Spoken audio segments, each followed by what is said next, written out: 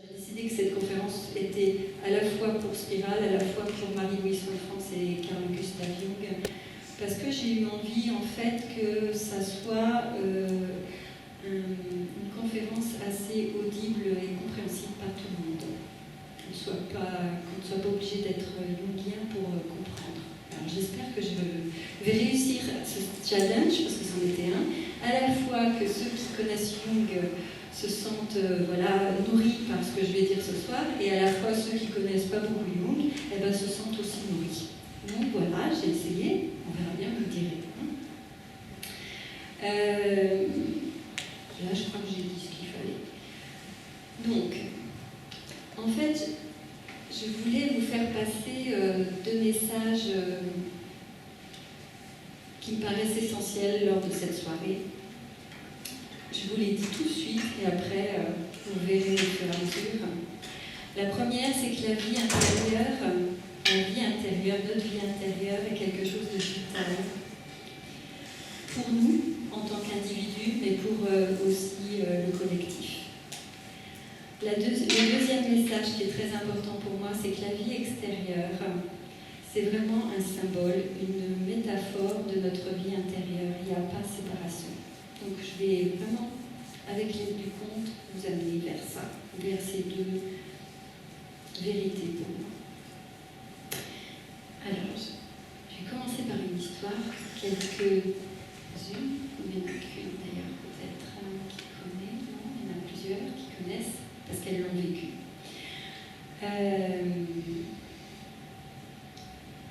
Il y a quelques années de ça, je m'apprêtais à animer un stage sur un conte amérindien. Pour faire ce conte amérindien, j'ai eu la chance de planter un tipi dans mon jardin. Donc le conte amérindien s'est passé dans le tipi. Alors ce qui a été assez extraordinaire, c'est que lorsqu'on a monté le tipi un jour avant le stage, on a eu droit à un superbe arc-en-ciel. Voilà, on monte le tipi, on passe le stage. Et ce conte amérindien, en fin de compte, dedans, il y avait 2 fois un arc-en-ciel qui apparaissait. Donc quand la première fois cet arc-en-ciel est apparu, moi ça m'a fait vraiment quelque chose. Je montais le tipi avec Jean-Luc et un ami, et un arc-en-ciel arrive. Et lorsque certaines stagiaires sont reparties sur la route à la fin du week-end, elles ont vu un arc-en-ciel arriver dans le ciel aussi. Or, dans ce conte, l'arc-en-ciel apparaît 2 fois aussi. Donc, avant et après, il y a eu arc-en-ciel. Si je vous raconte cette histoire, c'est parce qu'en fait, là, ça vient illustrer le terme de synchronicité dont parle Jung. Et quand on est face à cette synchronicité, c'est en fait une synchronicité, c'est vraiment la vie à l'intérieur de nous. Donc ce conte que j'étais en train de couver, en fait, avant de pouvoir le mettre à profit avec d'autres personnes, où il y avait 2 arcs-en-ciel, hop, à la vie extérieure, elle m'offrait cet arc-en-ciel. Donc je l'ai vraiment pris comme un message intérieur. Déjà ce tipi, c'était aussi un message, parce que c'était pas prévu que j'ai un tipi pour ce conte amérindien, ça a été vraiment une chance. Donc j'ai vraiment pris tout ça comme un message. Et si vous voulez, cette synchronicité, c'est une belle synchronicité, mais on en a plein dans notre vie si on y fait attention. C'est-à-dire que ça peut être tout simplement lorsque vous avez une question à l'intérieur de vous. Vous cherchez la réponse, mais voilà, elle ne vient pas la réponse. Par hasard, vous tombez sur un article dans un magazine un jour, et vous lisez l'article et vous tombez sur la réponse à votre question. Ça, on peut appeler ça aussi une synchronicité. Ou alors, vous avez toujours pareil, vous êtes en état de questionnement, et puis vous participez à des conversations avec des amis, et comme ça, vous tombez par inadvertance sur une conversation entre 2 personnes, et la réponse est donnée dans la conversation. Tout ça, ce sont des synchronicités, c'est-à-dire ce qui est à l'intérieur de moi, la réponse vient à l'extérieur. Il y a vraiment une relation entre intérieur et extérieur. Il n'y a plus de séparation. Et ça, quand on prend conscience de cette non-séparation, la vie devient comme un conte, en fait. Parce que c'est comme s'il y avait un dialogue constant entre l'intérieur et l'extérieur. Et dans ces moments-là, donc, vous êtes porté par ce que la vie vient vous dire. C'est comme s'il y avait un dialogue qui s'installait, tout simplement, entre ce qui se passe à l'intérieur et ce qui se passe à l'extérieur. Les contes, c'est ça, en fait. C'est sans cesse une envie de vous remettre, de vous révéler à nouveau ce qu'est la vie, quoi, en fait. Que cette vie, elle ne se passe pas qu'à l'intérieur, elle est aussi manifestée à l'extérieur. C'est comme si tout vous parlait autour de vous. Si vous dressez l'oreille, si vous regardez bien, ça vous parle et ça vous dit des choses sur vous. Donc pour moi, c'est vraiment un élément essentiel d'avoir cette conscience-là. Et chez Jung, par exemple, Carl Gustav Jung, donc, lui, il disait toujours que sa personnalité numéro 2, c'est-à-dire celle qu'il ne montrait pas à tout le monde, mais il pouvait en parler, bien sûr, c'était Merlin. Pourquoi ? Parce qu'en fait, il se sentait vraiment en communication constante avec la nature. Et d'ailleurs, je pense que c'est cette personnalité numéro 2, Merlin, qui lui a donné l'élan de construire une tour, la tour Bollingel, pour ceux qui savent, près d'un grand lac à Zurich. Et dans cette tour un peu isolée, donc c'est lui qui l'a construite, il était vraiment avec les éléments de la nature. Il était avec la pierre, qu'il était en train de graver quelquefois, de porter, de maçonner. Il était avec le bois qu'il sculptait, il était avec l'eau puisqu'il était près du lac, et il était avec la terre, le feu. Tous les éléments étaient là, il y avait toute une alchimie en fait. Et lui, dans ce contexte-là, savait être avec lui-même. Parce que quand il parlait de Merlin, c'était une autre façon pour lui de dire que j'ai besoin de communiquer avec moi-même, j'ai besoin de communiquer avec la nature, j'ai besoin de communiquer avec les éléments, avec les animaux. J'ai besoin de ces instants-là. Et c'est comme ça que je me sentais complet. Ça, c'est ce que je me dis, c'est ce que moi je pourrais dire aussi. C'est en étant en dialogue avec l'environnement que je peux être complète. En fait, en général, les synchronicités, nous, dans notre langage à nous, commun, on va dire, on va parler du hasard. On va dire c'est le hasard, ce sont des coïncidences. Et j'avais lu quelque part dans un texte comme quoi, chez les laïcs, chez ceux qui ne croyaient pas, il disait qu'en fait le hasard était un nom donné pour désigner le divin. Puisqu'il n'avait pas de nom pour le divin, il parlait de « c'est le hasard ». Donc le hasard est dressé en tant que nouveau Dieu, on va dire. Mais bien sûr, bien souvent, on dit qu'il n'y a pas de hasard, parce que ce sont les personnes qui sont conscientes que effectivement, ce n'est pas qu'une histoire de hasard, c'est surtout une histoire de dialogue, de communication. C'est gênant ce truc.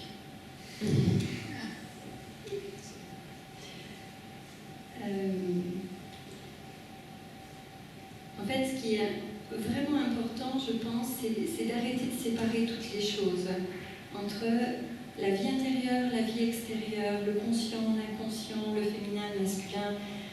Voilà, il y a un moment donné où il est besoin d'unifier toutes ces choses qui apparaissent être opposées mais qui ne le sont pas. Alors, en fait, les contes,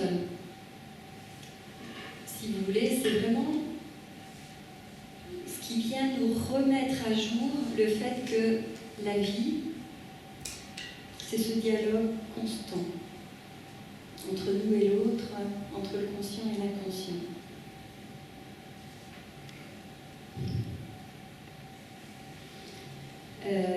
Il y a aussi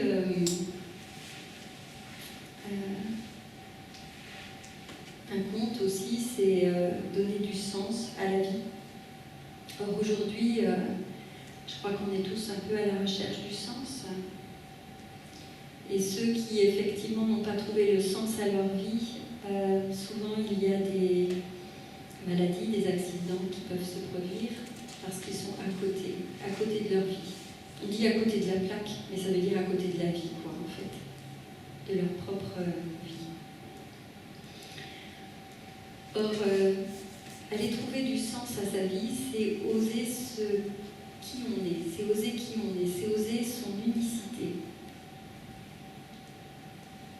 Oser son unicité, c'est se défaire de la conformité. Se défaire de la conformité, ça fait peur. Dans le mot conformité, il y a le mot confort. C'est confortable d'être dans la conformité. Si je veux être dans mon unicité, dans mon propre talent, c'est plus difficile parce que j'ai peur. J'ai peur de ce qui va arriver, j'ai peur d'être différente des autres. Quelque part, j'ai peur de mes dons. Donc, trouver du sens à la vie, c'est ce que les contes essayent de faire. Vous-même, peut-être que vous n'en êtes pas conscient, mais peut-être que là, je vais vous offrir l'opportunité d'en être conscient. Sans doute que quand vous étiez enfant, vous aviez un conte qui était votre conte préféré, même si simplement parce que vous étiez toujours en train de demander de le lire, de le regarder. Donc, je vais juste vous demander de prendre un petit instant et de vous demander quel était mon conte préféré, celui qui, enfant, occupait certaines de mes pensées.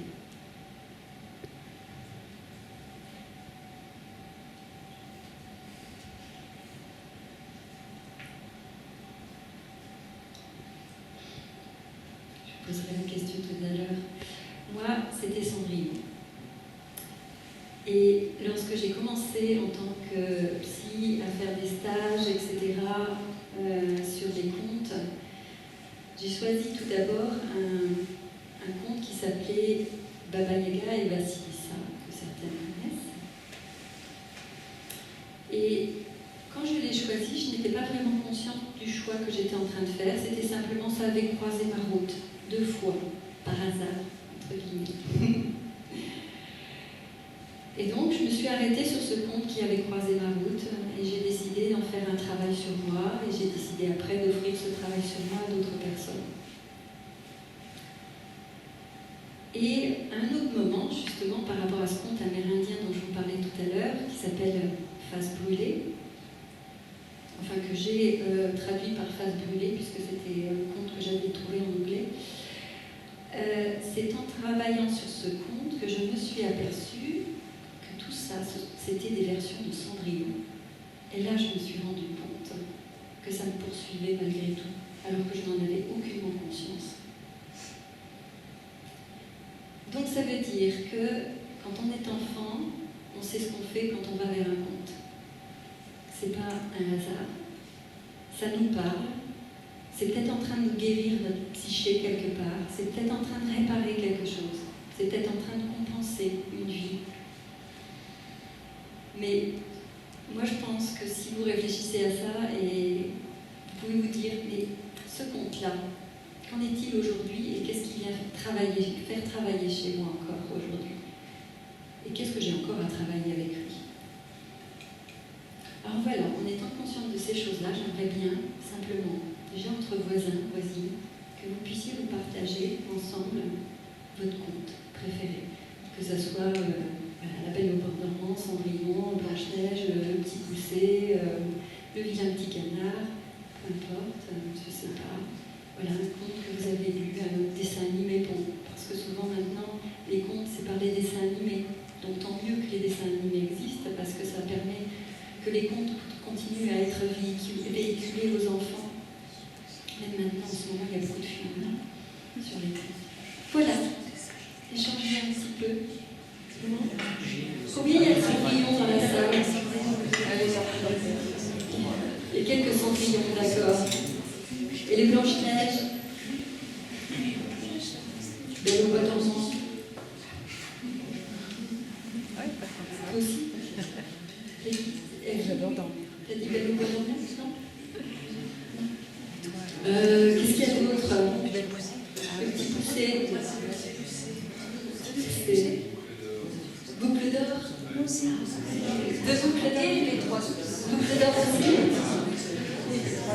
la petite sirène. La petite sirène, oui. Ouais. Et le vilain petit canard. Il y a des vilains petits canards. En général, ça marche bien, les vilains petits canards aussi. Le petit chapeau rouge. Aladdin. Aladdin. Les nuits. Oui. Moi maintenant je m'intéresse à À Barbe Bleue maintenant. Oui. Mais ce qui est intéressant, c'est que les contes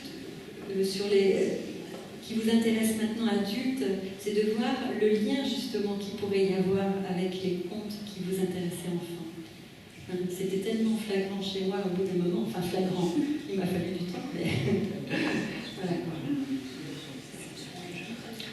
Donc c'est intéressant parce que rien que là, vous voyez, vous commencez à sentir qu'effectivement, c'est pas un langage anodin. Ce langage symbolique, c'est un langage symbolique.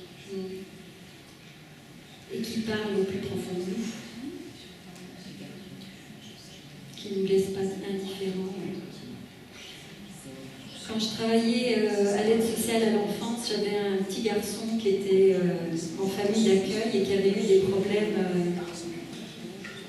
qui avait eu des difficultés au niveau de sa sexualité, hein, et c'était le chaperon rouge, tout le temps. Et il voulait. Donc on était vraiment bien dans un besoin de réparation. Bien sûr, c'était pas conscient de la part de ce petit garçon. Il avait besoin d'entendre cette histoire. Les trois petits cochons, ça fait peur aussi quand on est petit. Oui, mais il y en a beaucoup des contes qui... il y a toujours un moment où ça fait peur. Oui. Ouais. Et donc justement, qu'est-ce que ça vient toucher chez nous de nos peurs? C'est le dialogue qu'il y a entre le conte et moi qui est intéressant. Alors, j'aimerais bien vous parler d'un conte, et puis comme ça va vous donner un petit peu une idée de ce que peuvent contenir comme clé de sagesse un conte.